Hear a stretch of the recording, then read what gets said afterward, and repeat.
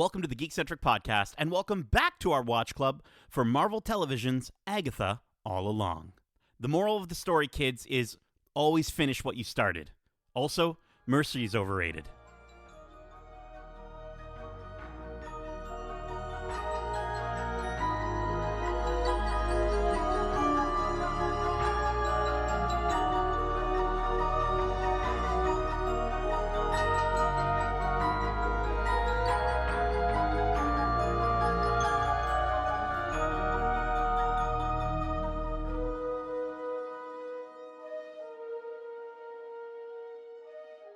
Welcome back to Watch Club. My name is Nate, and this is our Witch Club for Agatha All Along, Episode 5, Darkest Hour, Wake Thy Power, directed by Rachel Goldberg.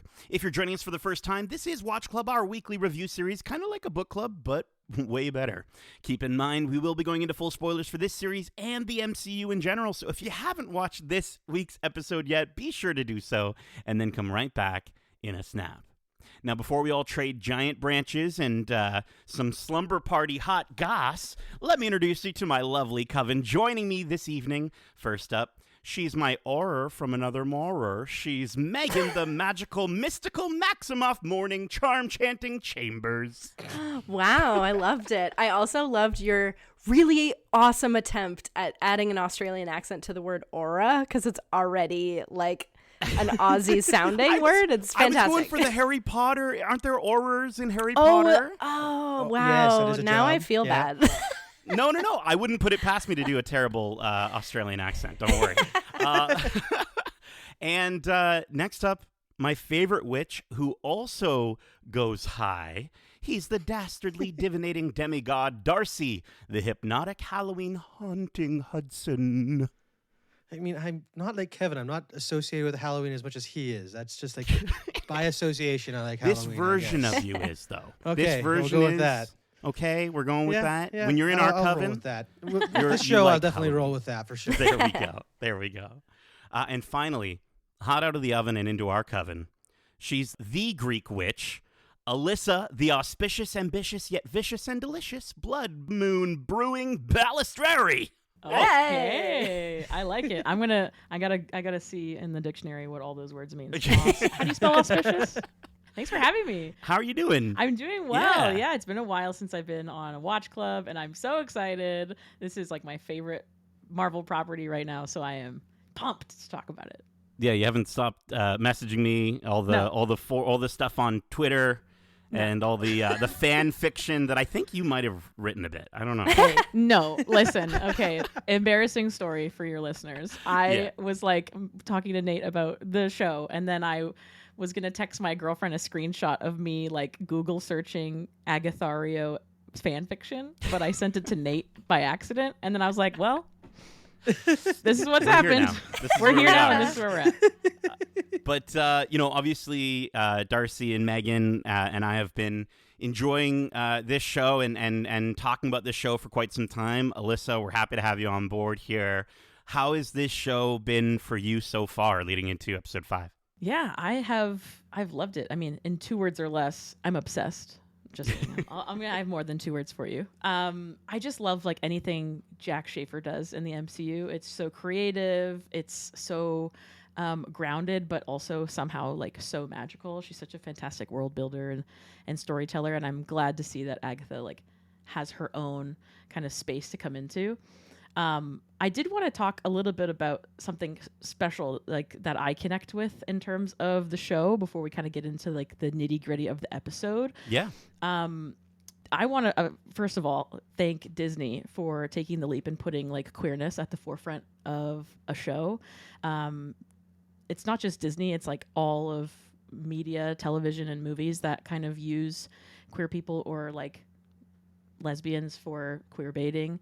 And it's so strange to say out loud, like lesbian kind of seems like a negative word. It kind of comes with a lot of like salacious or lewd context, but it's not. It's just who someone is and who they love, just like the word gay is normal. It's been like incredible to watch all of the little bits and pieces to kind of cherry pick and see, if your feelings are right about Agatha and Rio's relationship coming to fruition, and going to, the background of a bunch of episodes and checking to see all of the fun little Easter eggs that you can see. Like in episode 1, for example, they're having that conversation on the couch, drinking beers, which is so gay. And both of them were having beers by themselves. And there's these little lovebirds like on a cookie jar or something behind Agatha.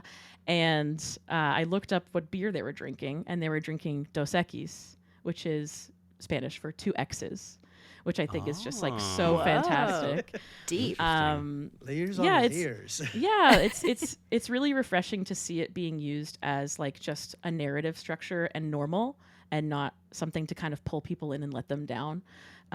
So yeah, that's kind of where I wanted to put my 2 cents in, because I am maybe the only queer person that will be on this podcast for the next couple weeks, and it means a lot to me. So cool. Yeah, Yeah. We, I think we've been messaging back and forth and talking about some of the different ways that they're utilizing Agatha and Rio's relationship, and we certainly see in this episode some really fantastic, very, again, sort of little moments to not give too much away about their relationship, but moments that you can really tell, like, Rio actually cares about her. I'm pretty sure. Like, it's not just to serve some sort of additional purpose that we might get into.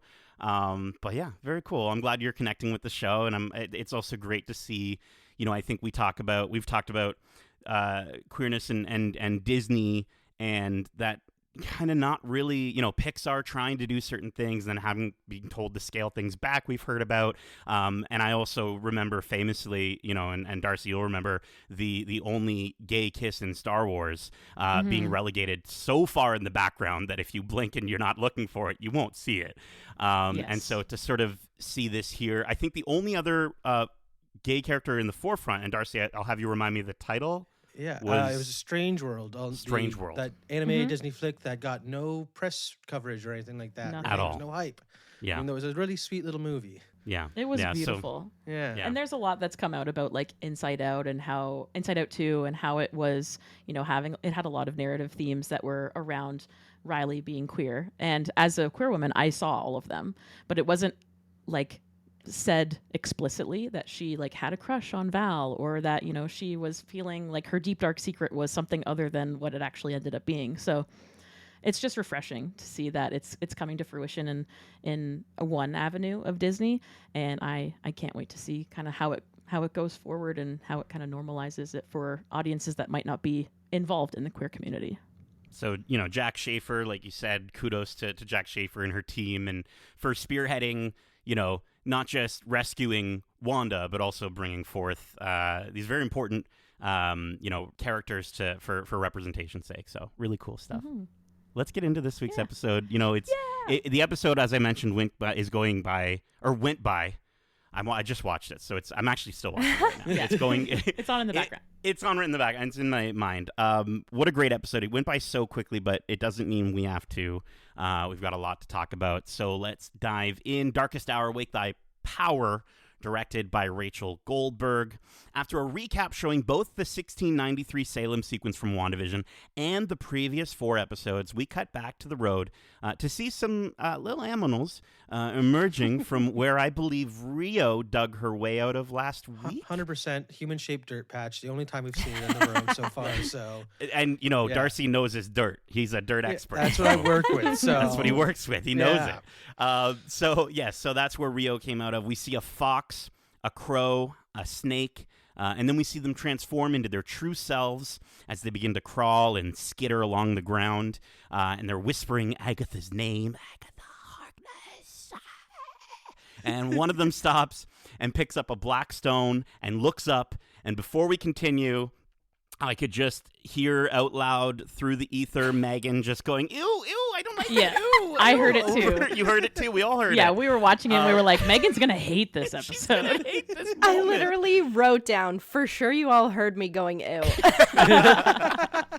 What did we think of our first look at the Salem 7? Like our first good, real look at the Salem 7. And Alyssa, I'll start with you. Yeah, I mean, to be honest, when I first started writing my answer to this question, I thought I stopped reading halfway through. So I said, best looks. Okay, Alice in episode 4, Rio's fit from episode 5, which shout out to those looks. But I honestly don't, in my opinion, like I don't think that we really know more than we did in the first episode, other than what we'll get to a little bit later. From the appearances of them, I can tell that they, have catered their witchcraft to also involve shapeshifting, which is it makes me curious to know if maybe our coven is able to do that. Ooh. And which of them might be able to. But yeah, that's kind of the extent of what I was thinking about this question. That's intriguing. To me, they nail the whole just spooky look off the bat. Basically, we don't know much about these things except for what we saw in the first episode, and the teaser we've gotten since then of them kind of trying to chase these people or whatever. But in this episode, when we first seen them come out and go on this hunt, it really nails. These are otherworldly beings. They aren't human anymore. Like they have gone way down the path of magic and have become something very special. And I can't wait to get more of that story. Yeah, special is a word. Yeah, they're definitely fueled by hate and anger. Megan, what did you? I mean, your oohs were heard across the globe. I mean, I obviously hated it. No, it was really cool and a really great way to start the episode off and remind us that we are watching an ode to thrillers or Halloween-esque movies and TV, which is super fun. Last time we were talking about the fact that like the divination in Lilia's character reminded me a lot of Harry Potter stuff, and I love that they're really going over every type of magic that's out there. And I believe the Salem 7 really showed us that animagus thing we were talking about. They all have an animal form, and their human form, because they're probably looking like that animal so often. Nate, you were talking about how Wormtail looks like a mouse or a rat because he's been a rat for 12 years. Yeah. These witches take on attributes of the animals that they turn into because they've probably been those creatures for so long, watching Agatha and waiting for the right moment. So that was a really, really cool feature. It was really effing creepy and I hated it, but it was successful. Well, and I mean, that kind of ties into what I wanted to also mention. And I'm going to give you full props for this, Megan, because you actually mentioned this last week. And for some reason, I don't think Justin and I popped nearly as much as we should have.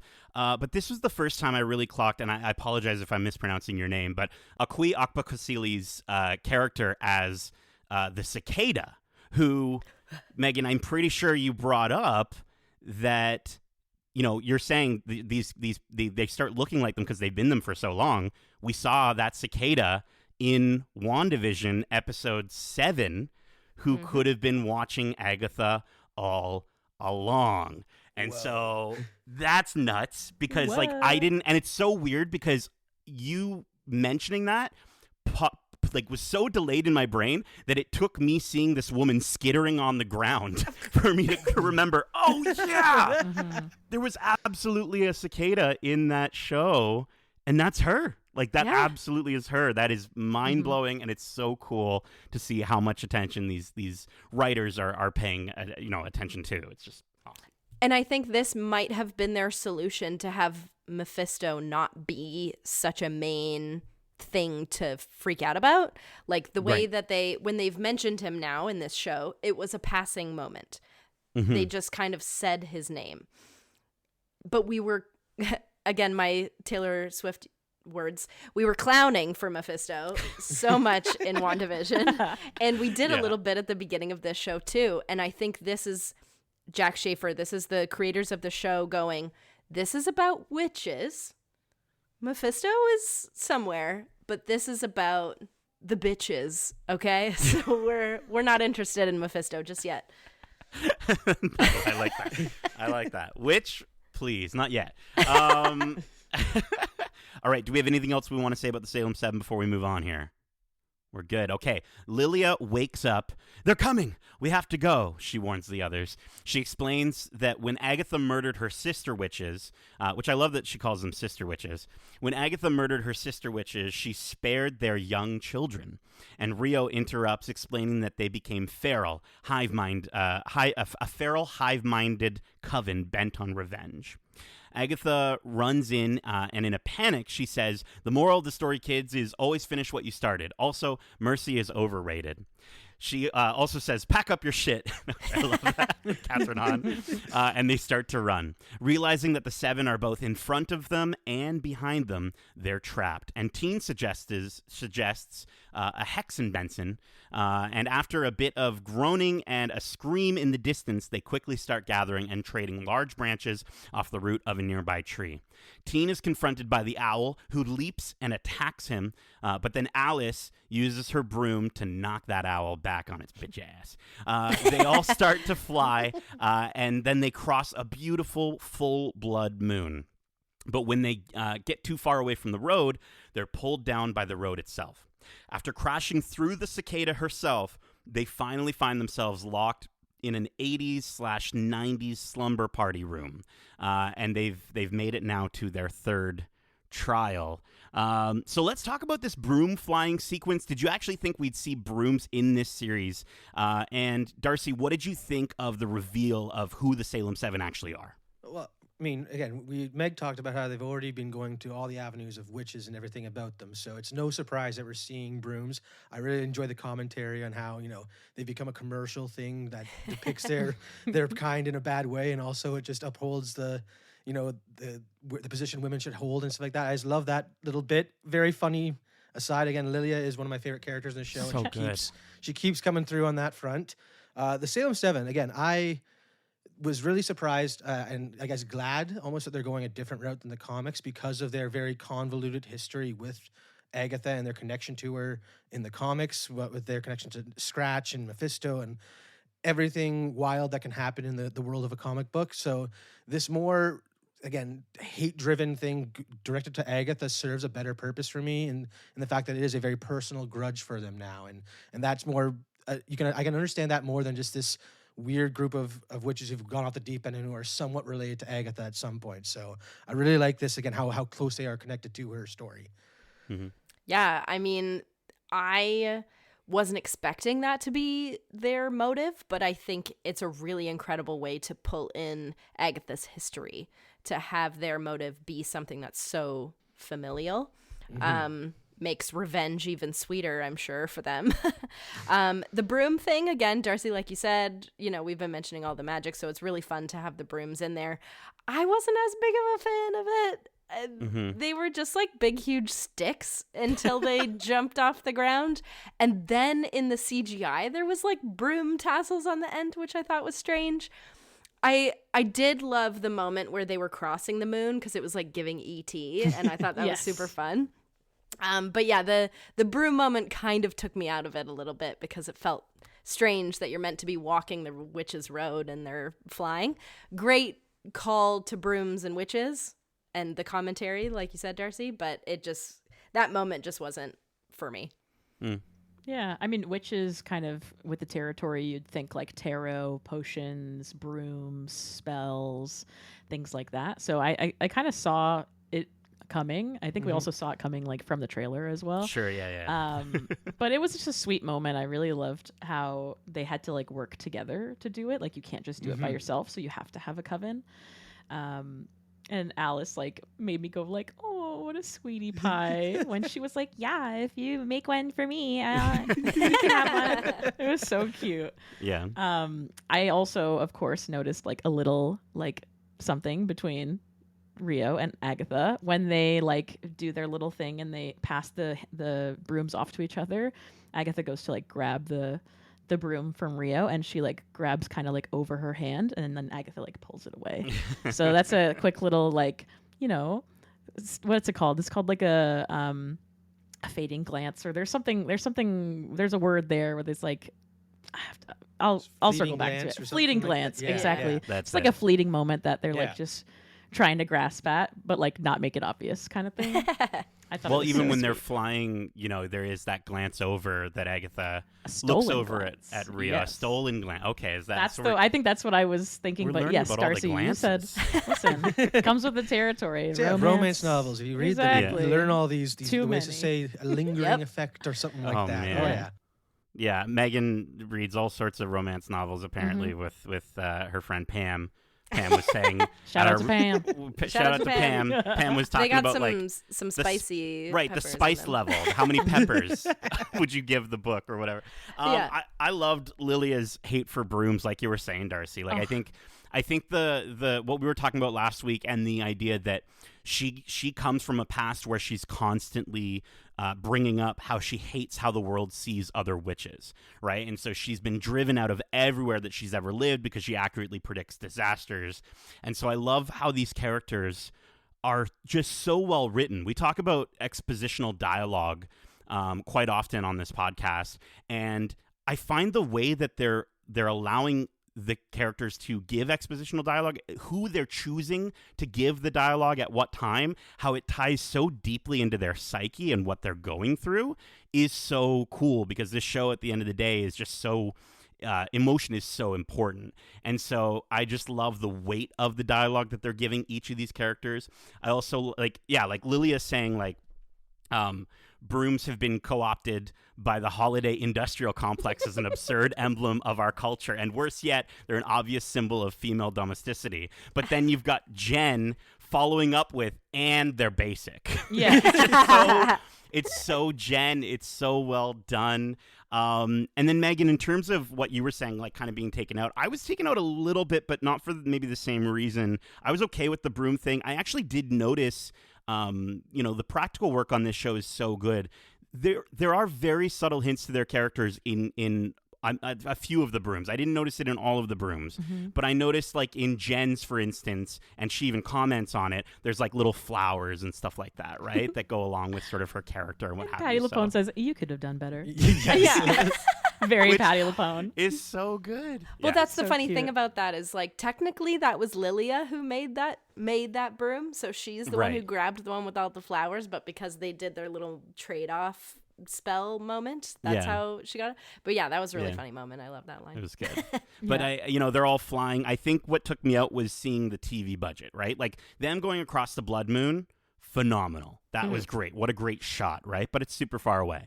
I felt like this sequence got so dark, not like dark, but like dark, like visibly dark, to hide a lot of that sort of CG work. And with a show that has such good practical effects and such good set work, it's so noticeable, right? And I think, it's one of those things where I'm like, it's because it's so good on one side that it looks so bad on the other, if that makes sense. Yeah. Yeah. There's also something that I noticed about Lilia and how she stands up for themselves as witch kind and things like that. Mrs. Hart says a witch is just another name for a bad girl. Yeah. And then Lilia says, that's extremely reductive. We are not a monolith. And you know what? I blame Halloween. And then she says, do you see any pointy hats here? Any green skin? Any brooms? No, sir. LOL. She Yeah. Just talking She about missed green it. skin too and the brooms. Rio's Wicked Witch of the West laugh as they take off there Yes. was incredible. Like, She's having the Good. best time. Aubrey Yeah. Plaza is probably just like so happy. She goes home at the end of that night after shooting that and just like, I it's the nailed best. it. Oh yeah. And she Nailed also it. took off with it like on her back, like if she was riding a horse, like sideways. Yeah, like side She's, saddle like, so almost. excited about Oh it. yeah.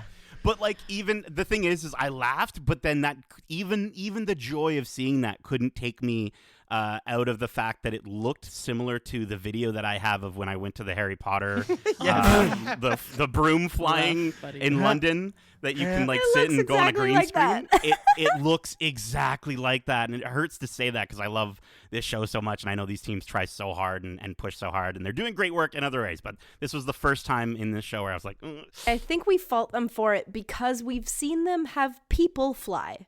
We've seen them make characters fly, and it looks really good because they do it with practical effects. Yeah. So having it this where they're all probably just sitting on this motionless broom and their person is like being flown in the screen is, I think, why we fault them. We've seen them do it well, so it's upsetting to see them do it not so well. Yeah. But I will say I also did dig how Lilia hated the idea so much at first and hated brooms. And then she's up there and she's like giggling and she's like, I haven't done this in centuries. Yeah. And then I also want to shout out Teen for just saying like the most Gen Z things of just like just the whole like Eagles argument from the Lord of the Rings. Like, why haven't we been doing this all along? Right. And it's like, you're right. Why haven't you been doing this all along? And clearly they find out why. But yeah. OK, let's keep going here. Once inside, Teen, in a panic, says he can't find his spell book. The group realize that they're in Agatha's trial because it's a blood moon, which, by the way, I'm going to have a lot to say on a blood moon thing later, okay? Teen picks up a Ouija board, which you'd think would be pronounced Ouija when you read it, but it's actually Ouija. Teen picks up a Ouija board, and the timers on their watches all start at the same time. Teen reads the rules, and as a group, they begin to feel the planchette move, which I didn't know what a planchette was until reading the subtitles for this show. It spells out MRSHART, and the planchette moves towards Agatha rapidly, and Lilia accidentally lets go. Agatha starts to convulse and then does her best Mrs. Hart impression. Rio sees right through her and says she's just scared. So before we keep going, Megan, what did you think of this setting for this first trial, and also, of course, Agatha's incredible Mrs. Hart impression? Well, again, I love that we're going through the decades of like a Halloween thriller representation. It's so much fun. And this did not disappoint. I think we actually said Cabin in the Woods last week as like a future possible theme. And I love that this is very much giving the Cabin in the Woods. It's got a like Babysitter's Club aesthetic. It's like super fun, super 80s/90s. I don't know, but really, really great place to do another one of these trials. Her impression was spot on. I gotta say, to be honest, I think she actually fooled me before Rio said something. Her whole like convulsing moment and then going into this impression was fantastic. I loved it. So good. I mean, I don't know if I was the only one, but as they were spelling it out, the first thing that popped in my head was Mr. Shart. And then they said Mrs. Hart, and I'm like, oh, that makes more sense.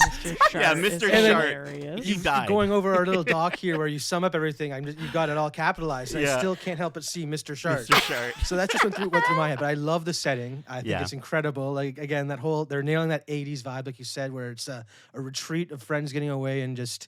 I mean, I've messed around with the Ouija board when I was younger, and I remember being terrified at a grade 8 Halloween party when one of the guys made it way too personal, and I'm just like, nope, I'm out of here type thing, and walked home. Whoa. But they nailed everything about that, and I love the setting. Like you said, it looks great. Absolutely. Mm-hmm. Yeah, visually it was stunning. I loved.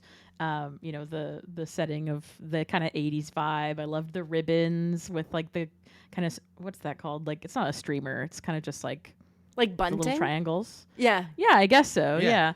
I thought that was beautiful. I also noticed like the color scheme was very like warm. So like yellow, pink, red, orange kind of vibe, which is the lesbian colors.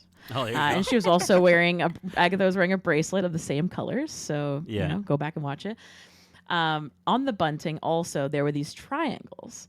And I have been finding myself finding the number 3 in the entire show. She was wearing the number 3, of course. Yeah. But looking back, this is actually something that was brought up to me by my girlfriend, Jo, who also thought that the Mrs. Hart impression sounded like Jennifer Coolidge. Loved that. Well, then you could do it. Yeah. Oh, God, I could do it so good. Has anybody seen the number 3 in the episodes? I have not noticed that. Okay. Not that I've noticed. You're going to go. So tomorrow, everybody listening, go back from the beginning and watch the show. Let me give you some examples of the number 3. First of all, the thing that made me, visualize it was the triangles on the bunting have 3 sides, right? Yep. Typically, the Holy Trinity is three sides. That's something really prominent in witchcraft. Yeah. The maiden, maiden, mother crone. Yeah. There's also WandaVision happened 3 years ago. Teen is 16, and a lot happened to him when he was 13. So that's 3 years ago.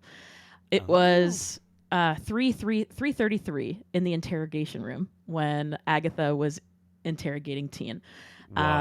There's 3 green numbers, dates on the foot tag that we find out says Wanda's name on it. The You keep saying dates. 3.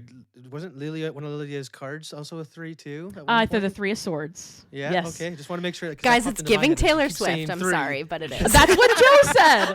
Joe said you're giving Swiftie. I was up here for 4 hours just like typing like. You'll find a coven within a 3-mile radius. Yeah. There's 3 names on the list: Lilia, Jen, and Alice. Yeah. The trials are 30 minutes. Yeah. This is the third one. Yeah, this is the third one. Yeah. On the watch, it says 3:01, and then the timer starts.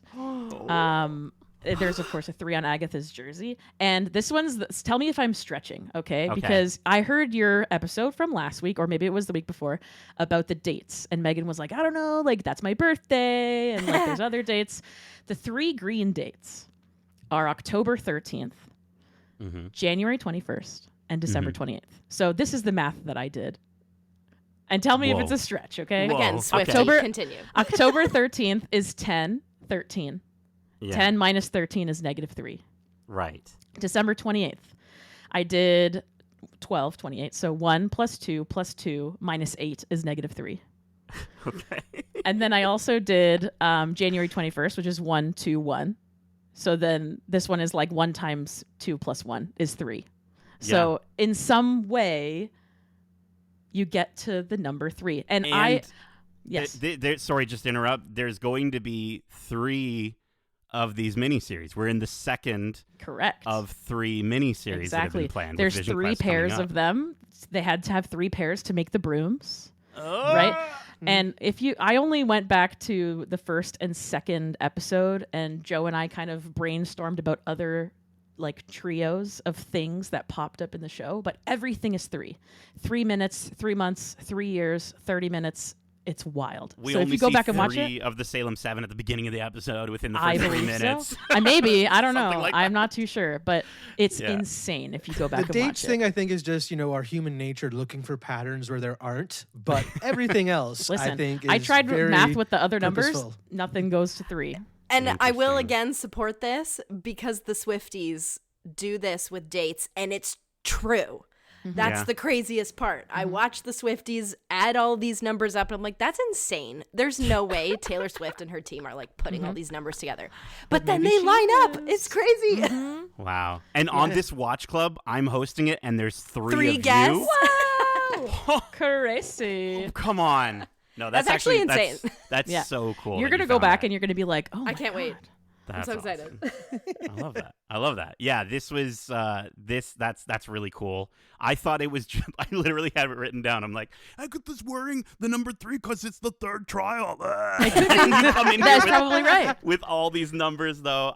But yeah, no, I also loved this 80s 90s aesthetic. I loved seeing Rio speaking into the hairbrush like it's a microphone. Like if I needed more reason to just be so attracted to Rio, she starts speaking into the hairbrush like a microphone, which I imagine is a staple at every girl's slumber party scene. It is, in fact, yes. Yes, it's like a law. The costumes are pitch perfect in this. You were talking about looks earlier, Alyssa. I think Teen's outfit being an homage to the Billy Maximoff outfit in the Halloween episode of WandaVision, with the blue headband and the red on the shirt is, I mean, come on.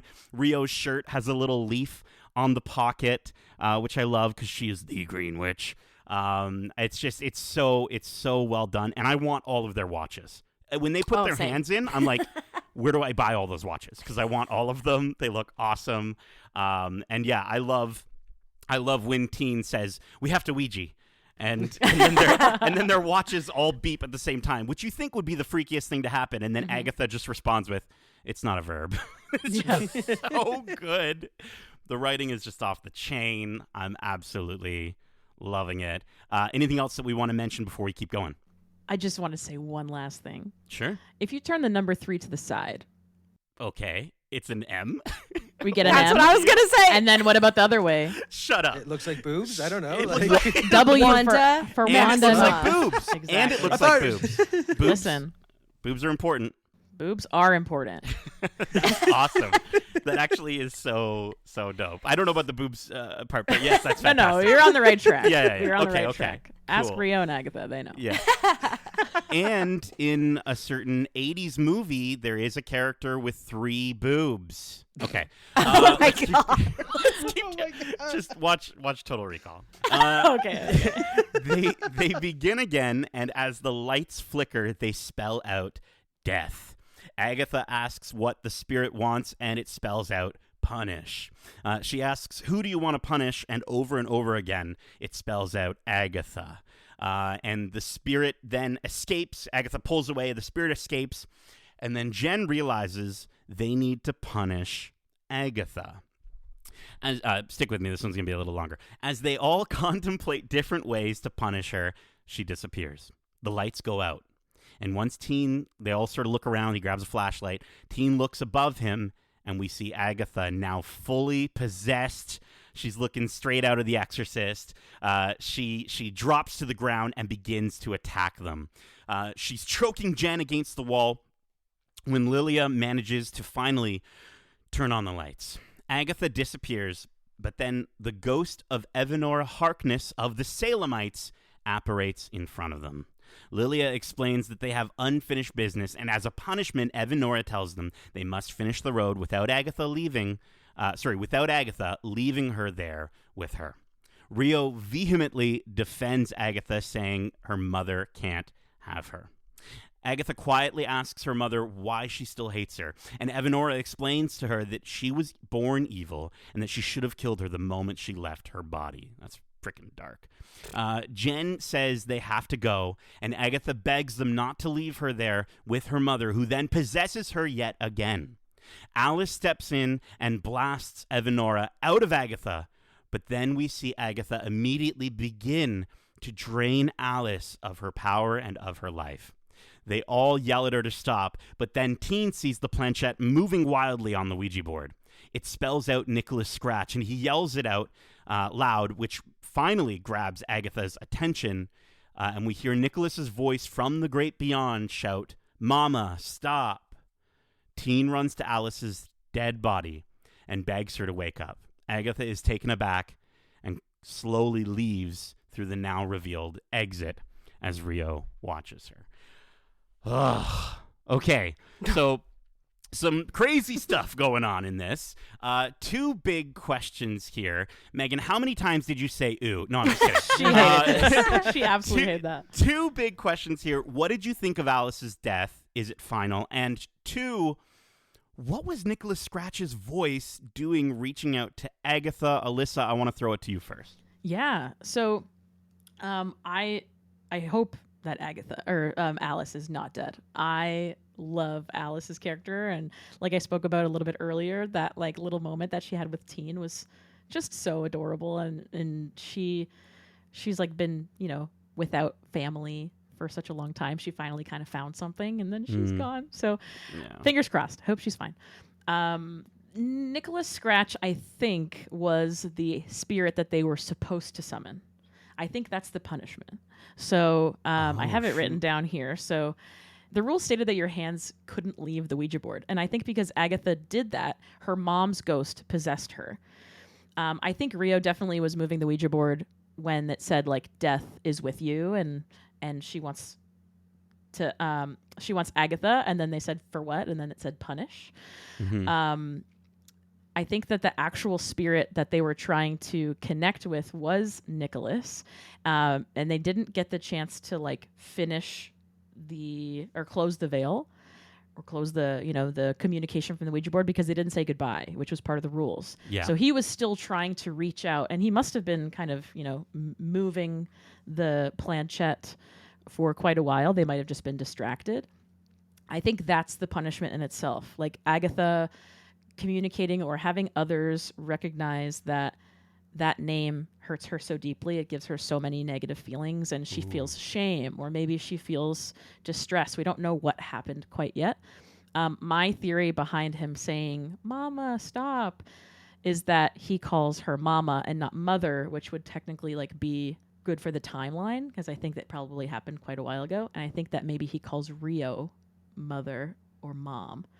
Ooh. Yeah, I think Interesting. that whatever happened with Nicholas, whether, and we'll get into it in prediction, I think that he either was somebody that Rio also loved, or somebody that, you know, was her child as well, and that's why Agatha hates her.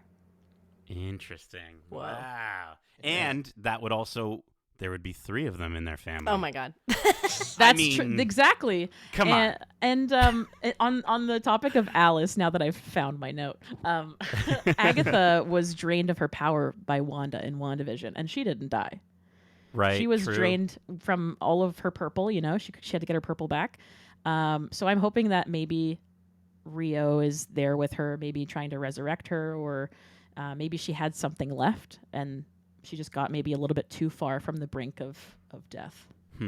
Yeah. I mean, I love this sequence. It's incredible. The whole possession thing was fantastic. I also, like, my whole theory from this episode comes from death as well, but I take it a different way. Whereas you're talking about the concept of death, I, being the comics fan, hear death and immediately go to the character of Death, who has had history with Thanos and Deadpool and a lot of other, you know, mystics in the realm. So hearing that, I'm starting to think that maybe the fact that this is all taking place in this metaphysical plane or whatever, that they're in the world between worlds, maybe death isn't final here. And I'm hoping that, because as much as I loved Alice, I also loved Sharon. Like, bring back Sharon Davis, please. Yeah. Because she deserves so much better than On what the happened to her. upholstery?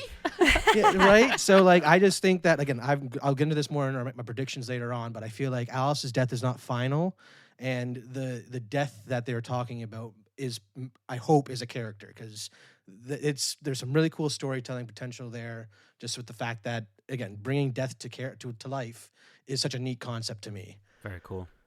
Yeah, I completely agree. I don't want Alice to be dead. There is also part of me that goes back to, like, certain shows where characters have died and I loved them so much and I didn't want them to be dead, but then I understood the consequence is what makes it so heartbreaking that they can't come back. And I think a reaction that happens later in the episode and the reason for that rage might feel a little less impactful if she comes back. I don't know why I feel that way, but I feel like, you know, because of the sweet moments that they had at the beginning of the episode and throughout the whole first part of the season, to have her pass away in that way, when Teen looks at Agatha as, like, an idol, and then she's just killed his, like, kind of new bestie that he's made on this trip, and his reaction that we see later, it just kind of, if she came back, I would feel like, oh, well, all of that was just for show, I guess. I'm really intrigued to learn a little bit more about Agatha's connection with Death. Darcy, I completely agree with you. I think seeing the character of Death in this show is for sure a viable option and would be the coolest thing for them to do. So especially because you think of all these witches, Death is probably pissed off that they haven't come to his realm yet. Like, their humans have a finite lifespan, and all these witches have lived for centuries. They got to be getting on his or her, because again, in Marvel Comics, Death is usually a woman as well. So on her nerves, I wouldn't be surprised if that's why she's, like, gone on this journey, or is trying to get these witches on this journey type thing. Like, yeah. It's just a really cool option, and I think something that they should lean into.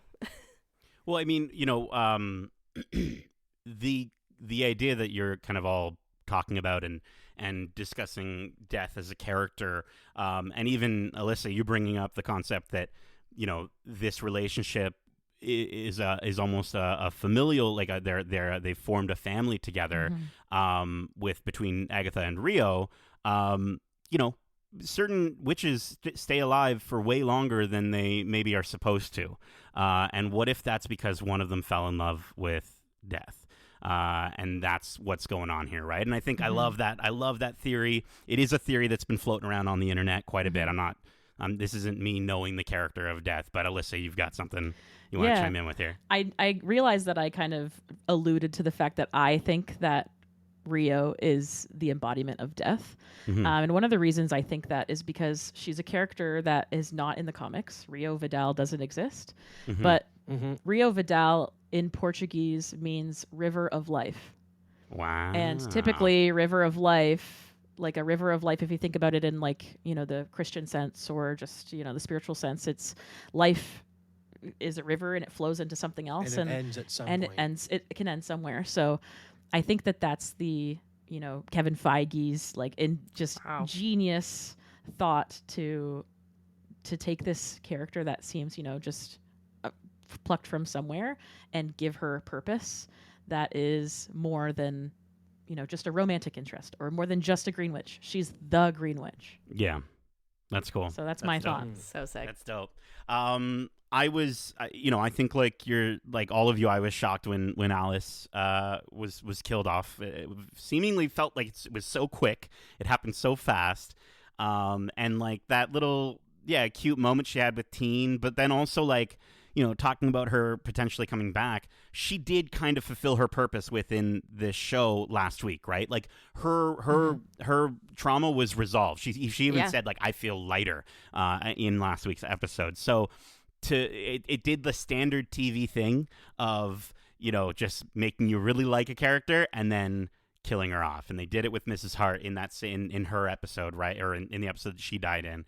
I do think that Alice will stay dead for the rest of this series until the end. For some reason, and I also think Mrs. Hart, I do think will be alive in the end. I think there's a choice that's going to be made selflessly for the first time. But yeah, I'll get back to that a little bit more in my predictions. I want to mention Lilia as well. In episode 3, she said, "Alice, don't." Yes. And then later in the episode, she said, "Save Agatha. Don't save Alice. Don't save Agatha." Yes. Darcy's freaking out here. What did you want to? My whole theory is based off Lilia's reaction at one point in this series, or this episode. So yeah, we'll get into that later on. 'Cause I wrote notes for the first time because I was watching it for the second time. Like, oh my god, I gotta write this down. Like, Jack Schaefer, if you're listening, you're getting Darcy to write notes. Like, that's big. It's huge. I think there's also a moment in I'm not sure if it's in episode 4 or if it's in this episode where Lilia says like, "I didn't like this the first time." It's this episode, yeah. And then that's the line I'm talking Alice about. is like, "She's doing like Lilia's being weird again." I just thought that was Teen says so that. fantastic. Teen Oh, says it, yes, yeah. yes. Yeah. But Just yeah, thought no, that was like so fantastic. I didn't like this the first time because she's seen lived it already before, right? Yeah. Absolutely. There's also another moment, I believe, where they're sitting around the campfire and they're like, "You know what? I didn't like you guys at first." Yeah. But and then she said, "But now," and then she didn't say anything. Yeah. But when she had her face all like swollen up with Botox, she said, "I love you guys." Yeah.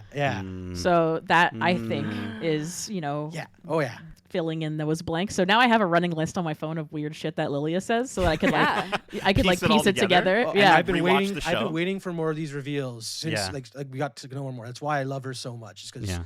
there's divination again. Harry Potter coming through has always been one of the most fascinating branches of magic. And so with what Lilia and what potential her character has for this show, I've been waiting for this.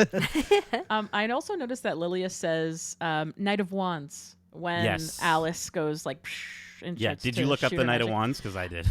Yes. Go ahead, Nate. No, you go. please. You go. No. I've been. I seeked out the Easter eggs. Have you guys have seen It's Always Sunny in Philadelphia? Yeah. When he's like in conspiracy theory. That was me all day today. So the Knight of Wands, according to labyrinthos.co, don't know about that website. Nice. The Knight of Wands symbolism is straightforward. When it appears, it means a great time to get away and travel. The person should feel charged up and full of life. One is also ready to get things done. So I thought that was pretty intriguing. I'm sure there's more to it than that, but just the fact of like charged up. Alyssa, did you find anything else? I also noted impulsiveness and passion was the thing that Okay. I noticed from the Knight of Wands. The interesting thing about tarot is it's like it could be upside down or right side up, and it could mean something. Yep. So there's And so there are many meetings. conflicting Yeah. meanings and interpretations. It's of all kind of the like cards. horoscopes, right? Yeah. Like you'll find yeah. what you think inside of it. And I'll talk about horoscopes a little bit later also. Okay. We're all like chomping at the bit to get to our predictions. so I love excited. It. This is the best way of my life. I love it. Last thing I want to mention, beyond obviously what we're all going to talk about with Teen's identity and the big reveal and everything, hearing Nicholas scratch still gives me hope that my theory is correct, that his soul is trapped somewhere with Mephisto, and that Agatha is using his body to keep another character's soul inside of it. Something like that is what I was predicting and thinking about last week. And just with the locket of hair, I don't know. Something to me makes me feel that way. Oh my God. Yeah. Sorry. Every time something is mentioned and my Harry Potter brain goes off, that There's a made me scar? think There's of a like weird scar on your forehead. Yeah, I there's mean, a what weird- is it that? hurts When they were Are you talking about sometimes. That just made me think of Horcruxes. Wow, Yes. yeah. The fact Yeah. that she's keeping a piece of him so that he can never die because she can use that piece to create a new him. Whoa.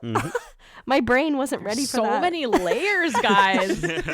So crazy. All right, let's dig even deeper into this road. Let's sink into the road, if you will, and get back to it here. Outside the trial space, back on the road, Agatha, now stunned, checks to see she does indeed have maybe some or a little bit of Alice's powers. An orange glow appears above her hand and then poofs into a puff of smoke. Teen quickly confronts her, asking, how could you kill her? And Agatha claims she couldn't control it. He says that this whole thing has just been about getting her power back. Jen agrees with him, saying that's what this is all about for any of us. Lilia says death comes for us all and walks away. Teen brokenheartedly asks if that's what being a witch really is, and he says it's not for him. And Agatha chuckles as she quietly leans in and whispers, "Are you sure?" She says, "You're so much like your mother." She smiles and walks away and says, "Come, pet." Teen, visibly frustrated and angry, uses his power to control Lilia and Jen, forcing them to toss Agatha off the road and watches as it consumes her. Then he blasts both Lilia and Jen into the same mud pit, and they sink in too. The camera cuts into an extreme close-up on his face, and as it pulls back, we now see he's wearing his own version of Wanda's headpiece, and then we cut to the most badass song. See me in a crowd. Billie Eilish, You Should See Me in a Crown. We've got Billy in a crown, and I think all of our hearts stopped in that moment. Heartstoppers reference right there. Shout out to you. Let's get to our predictions. I want to talk about all this stuff. I want to talk about, is he he's Wiccan? Is he the same Billy Maximoff that we had from WandaVision? What is he hiding? How did Agatha know who his mother was? All that stuff. But let's talk about that as well as our predictions in this segment, of course, that we call Witch, Please Tell Me the Future. Agatha, I called you Agatha. That's Yes. a compliment. Alyssa. Yes. Which, please? Okay, so there's so much to touch on. Yeah. So I'm gonna go step by step. So Sure. Addressing like where was Rio, I personally think, because I believe that she is death, I think that she was collecting Alice. She's collecting Or Alice. if she was not collecting Alice, I'm hoping that she's trying to resurrect Alice. But she wants those bodies, right? Yeah, but I think Agatha was like, it's not time yet. So I think maybe she took that seriously and is, waiting for Agatha's permission. I don't know Yeah, too maybe. much about how death works Sure. in the comics, but the magic I think that Agatha drained from Alice is like a poison. I think that magic to Agatha is like an addiction or like drugs. the more that she has, the more like wretched, the more twisted and evil she gets, especially in like WandaVision. She, collected all of Wanda's red magic, and she became like, her hair was just all frizzy and her eyes were black, and she was really meaner than she was, originally. Than normal, yeah. So I think that it's kind of like poisoning her. And there's also something to be said about like playing into what you have been told you are. So her mom, growing up told her like, you are so evil. I should have killed you when you were a baby. You've always been this way. And that's kind of it's of course like a form of abuse. And I think that that's something that maybe she is falling back into because she has that familiar feeling of the magic coursing through her veins. Mm-hmm. I also believe that the magic that she absorbed is kind of giving her the intuition to tell her that that's not Nicholas Scratch. And also Nicholas Scratch was on the Ouija board. So I think it is Billy. And I think that, Darcy can probably elaborate about Billy Kaplan and how, he falls into the Marvel Comics, because there's a couple different entry points in the Marvel Comics.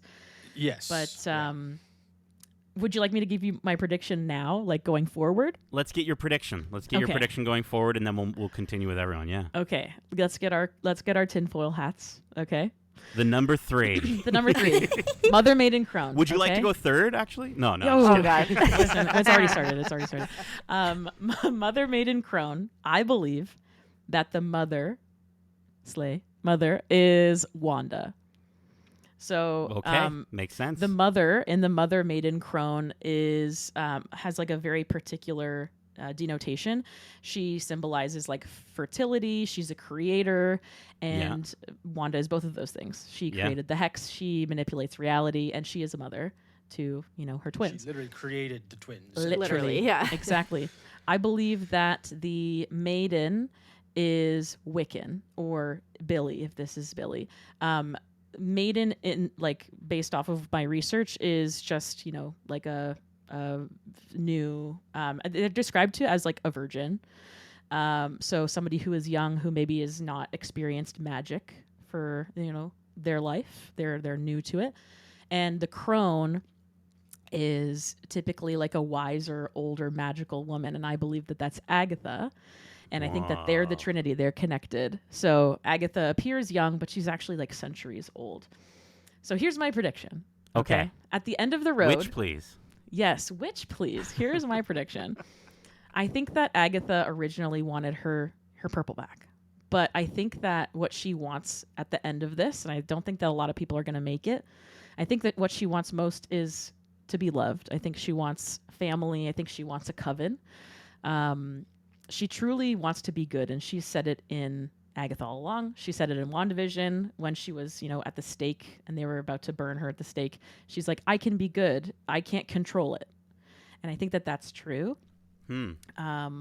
Power, it has always been her poison. So I think that Billy, or Teen, has shown her that practical magic is powerful as well. Things like potions and tarot that the coven has shown her, as well and as Hex and Benson, Hex and Bensons, using practical and spells, incantations. yeah.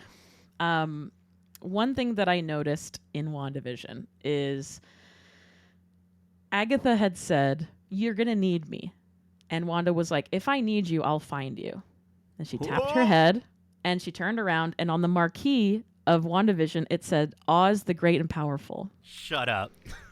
Guys, I feel like I'm so deep in this lore that I'm just blowing your minds. Pick your jaws up, okay? They're on the road, just how Dorothy was on the yellow brick road, and they're trying to find the great and powerful Oz. I believe at the end of the road is Wanda, and I think that the hint that she was going to be at the end, or be a bookend, was the Agnes in Westview. Why would Agnes see a woman dead with black fingertips, with her name on her toe, that little tag? Why was it so important for them to mention that her fingernails had, soil from Eastern Europe? Right. I believe that was Wanda projecting something into Agatha, letting her know that she's coming for you. And the way that she's going to come for you is you're going to try to find her through the Witch's Road. Yeah. Yeah. I like that because I said a very basic version of that. I had mentioned that this series is going to end the way it began, and I love how you put it there, Alyssa. Like, just all that you filled in, all that detail, but absolutely. And I'm a huge fan of bookends. I love bookends. I love bookending things, evening and weekends. But I think the idea that the show ends the way it begins, the whole lost of it all, where we just get, Agatha going down a road to meet with Wanda. The big thing is, and we talked about this last week, is Elizabeth Olsen in this show? Is she not in this show? Is it a different Scarlet Witch that she sees? I'm getting some head shakes here. No. I'm getting some. You think Elizabeth Olsen's in this show? It's gotta be, absolutely. Oh. There's so many different people who said like, no, I'm not in this. Like I saw, I think a TikTok or an article about all of the different people who are like, no, I'm not in Loki. No, I'm not in whatever movie. Spider-Man. Forgive me. Yeah. Andrew Garfield being like, I'm not in that. I don't know what you're talking about. My Mephisto brain has been hurt so much over the years that I just don't want to believe you. I want to believe you, but I also, there's a part of me that just goes, I don't want to be hurt again. So Just become a Swiftie. Clowning becomes a regular thing. All the time. You just deal with disappointment. You move on. It could be Mephisto also. It could be, Wanda doesn't have the Darkhold. She's like, I need to go somewhere. So maybe she becomes an agent of Mephisto. Interesting. Who knows? Alyssa, I love that. That was fantastic. Thank Do you have any more predictions before we move on to our next witch? No, I don't. But I'm really proud of my predictions today, and I'm glad that the ego boost that all of your reactions has given me. I also don't want to take 100% credit. Joe, my partner, also like really schemed on like all of these different things, and we talked about all the different like numerology and stuff. I love it. Shout outs the to number Joe. 3 thing is my favorite. I love that. Shout Yeah, out to her Joe. birthday's on the 13th, so. Oh. Megan, witch, please. Witch, please. Witch? I knew it. I called it. Just saying. I think I talked about it last week. From the moment this show started and they show teen, I was like, oh, well, that's Wiccan. Yeah. So I'm really jacked. I mean, again, I feel like it was fairly obvious, so it's not as crazy of a thing. I think the reveal was iconic. It was so cool to see that crown. Also, big Billie Eilish fan over here. So with the moment You Should See Me in a Crown started playing, I like jumped up off the ground. You can ask my husband. And was like rocking through the entire credits. I was like, that was amazing. Even though I saw it coming, that was amazing. Yes. It was such a good reveal. Which, please, my prediction is gonna again stem off of what we talked about last week, and I still really feel affirmed by this because of the age gap of what we got from WandaVision to now. It almost can't be the same Billy unless he's done some crazy time hopping and come back to a time where he should be. I don't know, but we're really in the like multiversal era right now, and we talked about how there could be a Wanda from a different universe that had the Multiverse of Madness Wanda pop in trying to steal her kids. And she was like, whoa, I got to protect myself because some crazy shit's going on out there.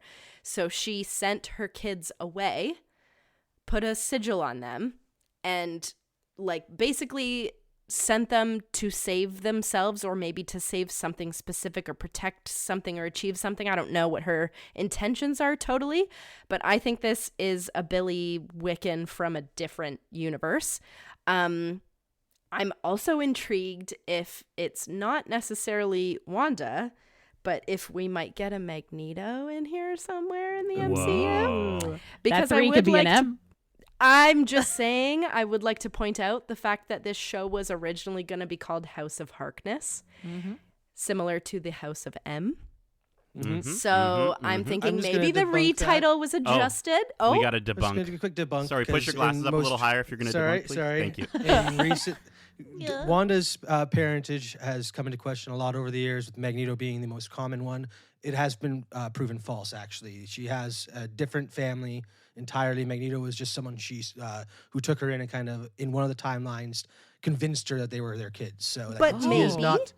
Could be. I wouldn't be surprised, but I feel like with the way my theory is going is again drawing from the comic lines that at least Wiccan is very attached to, and it seems like a lot of the story might be drawing from. Well, please tell us. Yes. Okay.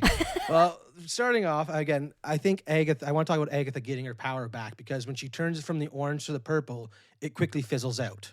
I don't think that power is with her anymore at all. She got a taste of it, but then the body was just the whatever Wanda did to her, it was like, nope, get that out of here type thing, because it's not yours. So what if it's almost, I'm thinking now, if she is coming back, what if she's like siphoning the energy that Agatha is going to collect to bring herself back at some point? Rio being gone, it kind of enforces this whole idea of death, and she's working with the Salem 7 to punish Agatha for something. They're like, again, she allowed them to get in through her body. I feel like her being crazy right off the get-go is to draw them away from the fact of closing up this door that they just opened. So that's what I think she is. Well, as much as I love their relationship, I think she is out in it to hurt Agatha in the end. Love hurts. For whatever reason that is. My big thing, again, comes back to Lilia reacting. The whole fact that she said, I hate it the first time. And in previous episodes, we've had her screaming. We talked about the whole I love you or I love you guys type thing. We also had one line that hasn't had a resolution yet, where she's talking about, am I kooky or am I wispy? And what is wispy if not ghosts? I'm thinking that we are going to see these people in like another plane or as their ghosts, and they're, bickering as they will, as the witches will, and someone will be like, she's kooky or is she wispy, and that'll Love be the that. payoff to that. Cool. And the fact that it's all coming back to death. If Wiccan said he was going down this road for power originally, or Teen that said that's what he wants. But he already has power. Again, this moment was what awoke it inside him. So it's not like he needed to get power at the end there. I'm thinking, what if he's looking to bring back his mother? Because in the comics, when the kids are erased, basically their souls are saved and reincarnated in different kids throughout in the multiverse, basically. And as they come of age, they realize, oh, I have a twin brother or someone who looks exactly like me, but is from a completely different family. Oh, he's my twin brother. Oh, my mom's the Scarlet Witch. And there's this whole journey that spans from that. And again, I can go even deeper with the whole Doctor Doom of it all, because he is heavily involved in Wiccan's story as well. And if that's the route they go with for the Young Avengers or the Avengers in the future, I think it'll be insane. But again, it all comes down to the fact that we haven't seen the payoff of that Lydia's line. So they are alive still. They're going to be in this other plane, and they're going to have to band together to fight against Rio, who has trapped them here now after using Wiccan to get what she wants. Like I don't. This is just all that came in my head during the last scene. I was like, oh my God, death is a thing. Lily, we're going to see them. Sharon will hopefully be there too, and they're all going to be ghosty together. And I don't know. I got so excited when I was thinking of this. Yeah. But yeah, Wiccan is definitely Billy. It's just he's coming to realize that he is the son of the Scarlet Witch type thing. And that was his whole journey to get here type thing. So, I gotta say, as someone who has multiple times on this podcast talked about having Marvel burnout, this show single-handedly has gotten me so excited for Marvel again. And I just think that in itself is a huge success. So I'm really excited. And this has been such a fun conversation to like chat and theorize, and I just love that we're doing it again. And it's also just so fantastic that yes, you're feeling that way, and it also was not a huge investment for Disney to make it. 1, practical. 2, underpaying women. Who knows? But that's another conversation. It was, they keep saying it's like the most affordable thing that they've made.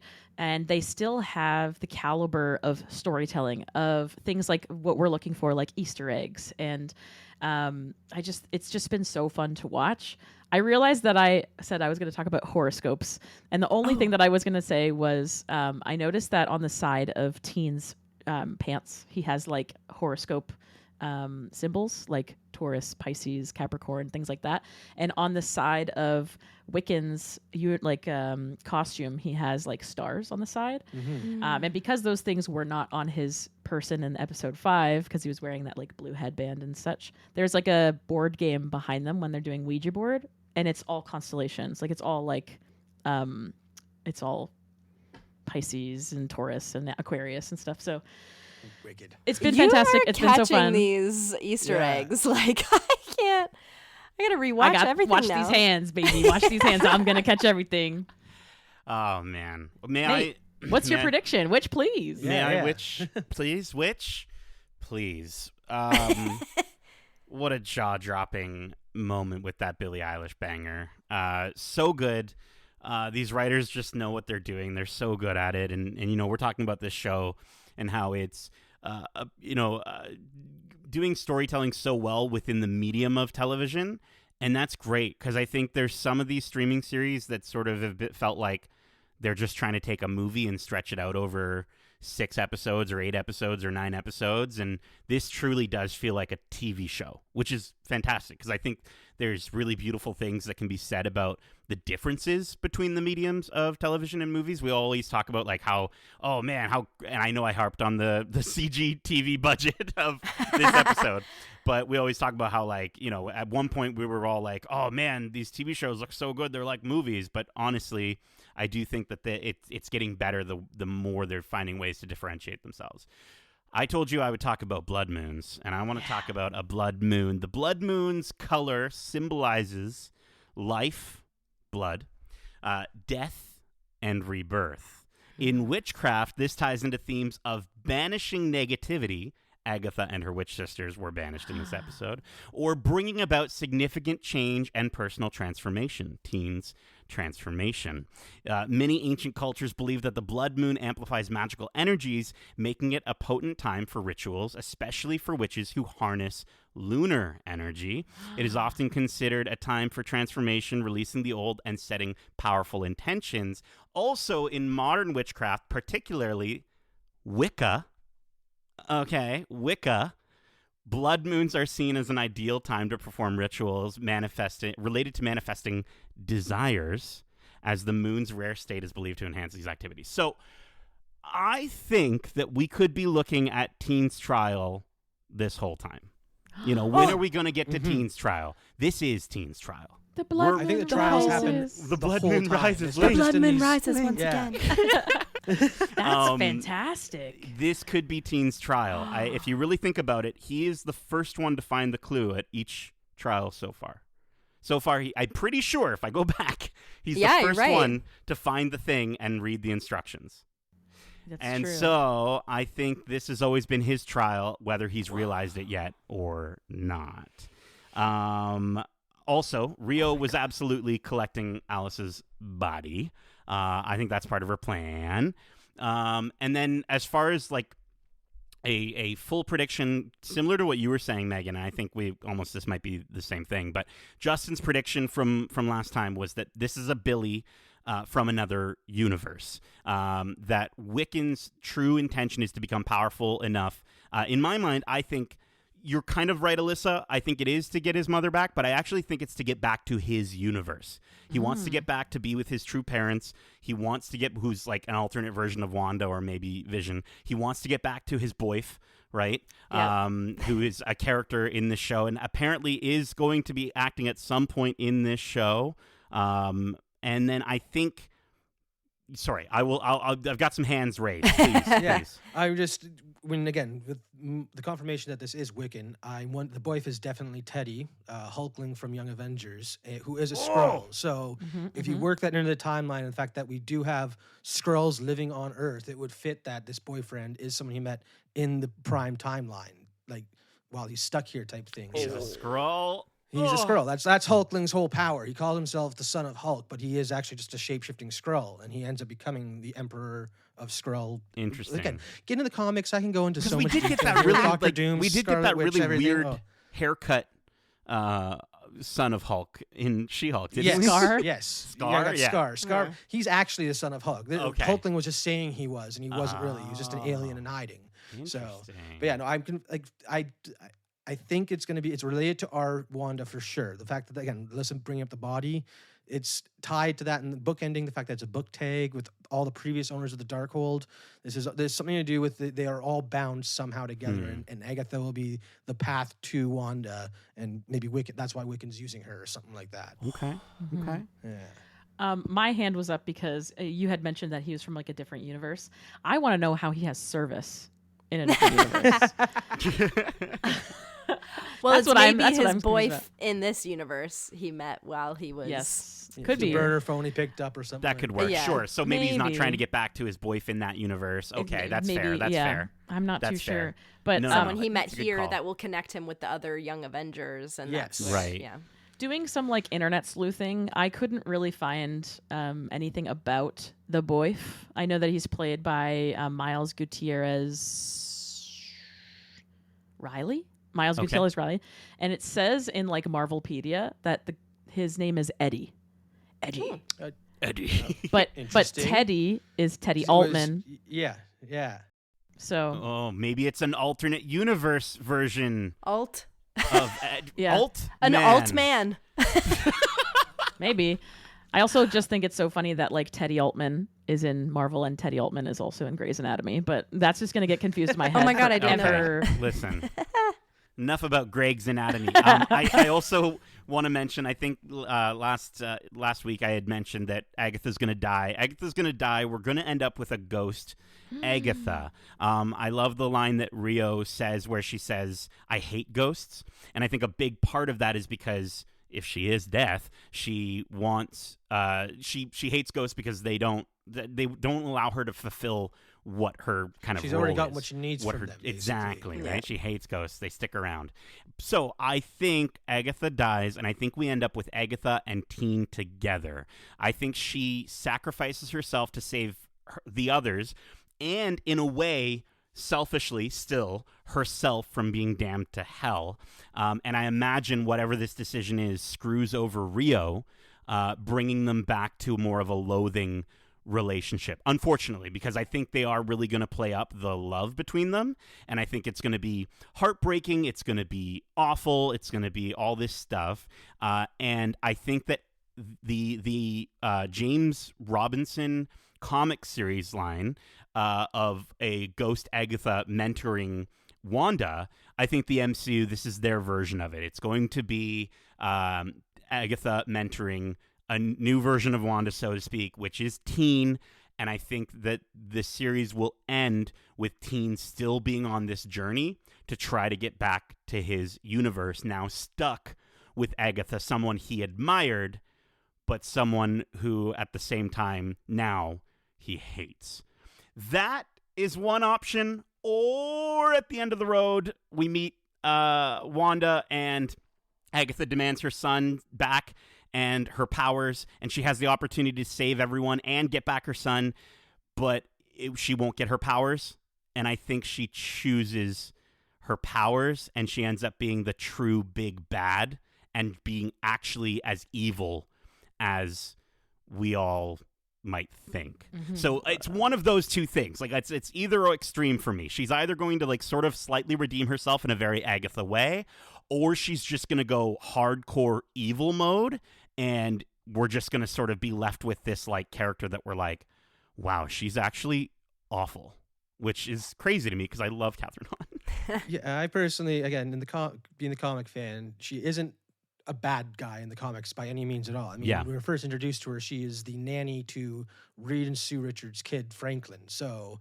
The I mean, I'd turtle. love to see that. Like, that'd be... Yeah. If we see a nice, happy, matronly Agatha at some point with, Pedro Pascal's kids, I think that'd be fun. That'd be pretty I cute. want to see that. Yeah. So I hope that we have a happy ending for Agatha at the end of all this. Yeah, yeah. Do we have any more Witch Please thoughts, theories, predictions, ideas before we wrap up this week's Witch Club? Witch Club. All right, well, that is it for this week's Witch Club for Agatha All Along. We hope you enjoyed it, and if you did, make sure to subscribe to us wherever you like to listen to podcasts, if you haven't already. Before we go, Alyssa, thank you so much for joining Yeah. us on the road this week. Oh my gosh. If our lovely listeners would love to trade brooms with you on their travels, where can they keep up with you? Yes, absolutely. I typically, you can find me online. I do a lot of TikTok recently. I would be at It's Awissa, ITSAWYSSA. I do like a lot of like Marvel content and like silly jokes and things like that. So if you like that, I'm sure you'll like me there. You can also follow me on Twitch, twitch.tv/itsyourgirl Alyssa. But I would love to come back for another episode. You know, you need one of your coven members loses their life to Oh my whatever. I don't gosh. know. You lose somebody in your coven. We Let me get know. drained I'll be by back. Agatha. Yeah, Exactly. we'll get you back It's out always of the so oven. fun coming to chat with you guys. Yeah. Yeah, and actually, at It's Alyssa, if you think about it, there's 3 A's. Oh. And S's. And okay, that would have made a lot more sense to say, Darcy. Nice. Thanks a lot. Push your glasses up. But if you want to write into the show with your thoughts or your predictions on the shows we cover in Watch Club, let me just possess Darcy so he can let you know what spell you can cast to reach us. Of course, they can reach us at we are. Blah, blah. I messed See, I'm that possessing him computer. right now. Yeah. blah, blah, blah, blah, blah, blah. They can reach us at wearegeekcentric@gmail.com. That's wearegeekcentric@gmail.com. Or if that's too much, like getting knocked off the road and sinking into some goopy muck, which I deal with on a daily basis, Oh my you God, can yeah. write into us on Instagram, where we are at on Instagram at wearegeekcentric, or on X at geekcentricyt. And we have a TikTok too. Hop in the Discord. Reach out to us wherever you can. We'll try and get back to you. Yeah. Follow our TikTok. Follow Alyssa's TikTok, which, by the way, at one point Oh, got the attention of the Olympics. let me vent to your listeners for a second. I posted a TikTok, and you guys know the Lego movie, where she goes, blah, blah, blah, proper name, place name, backstory stuff. I posted one about a girl from Guam. She was so beautiful. It was hilarious. It got 12 million views. Oh. And the Olympics, the literal Olympic Committee, flagged it for copyright because I recorded my TV. Awful. Oh, Yeah, Ridiculous. I was so upset. It had like 2 million likes. It had like 11,000 comments. So we're That's just not chasing surprising. that high now, I guess. Yeah. So It lives like a ghost on my feed. it's impossible to find. Yeah. So head sad. over to Alyssa's TikTok, get her back up to a 12 million like Mm-hmm. video, and she's showing us that she had the screen. Do you see it caps says Love it. copyright claim. So Oh. sad. Hilarious. Oh. I mean, it's not. I feel really bad. Yeah, it's really bad. But now it lives as a ghost on my news feed or on my profile. So Well, listen, Halloween. like a ghost, we'll be back next week with another spooky guest for episode 6. But in the meantime, you can also chat with us as we've now opened up our Discord to hear all your witchy theories. If you want to share any of those, or even your Rio and Agatha fan fiction, you can do so by joining us. Alyssa's like, don't at me tempt next time. Don't tempt me. You can join us by using the link in our description. And now I just keep wanting to say, Link, a blood moon. Keep in mind, Be careful, Link. keep in mind, we have a ton of other episodes covering the latest in movies, TV shows, and more, including our recent spoiler-free reviews for The Wild Robot, Transformers 1, Marvel Television's Agatha All Along, HBO's The Penguin, and Only Murders in the Building, Season 4, Episodes 1 to 7, which I believe is going to be coming up soon to more new episodes, which I'm so excited for, to sort of kind of finally get past that Episode 7.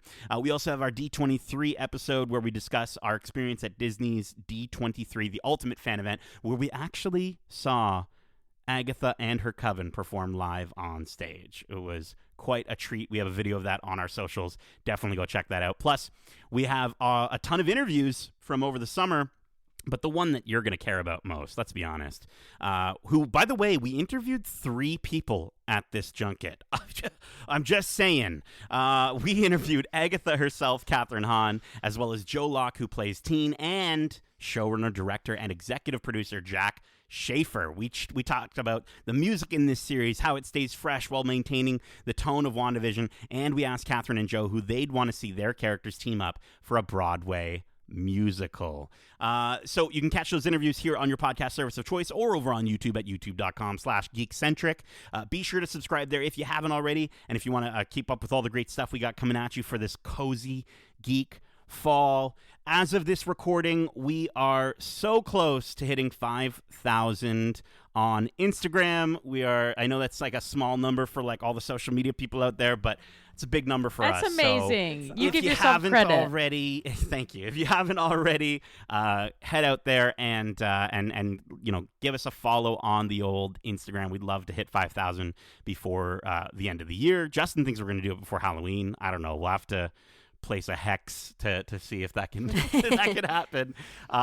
But yes, my lovely coven, Alyssa, Megan, Darcy, thank you so much for joining me for this Witch Club. And as we say, follow me, my friend, To glory at the end. Let's go! I got it. Alrighty. Keep it all in. Yeah.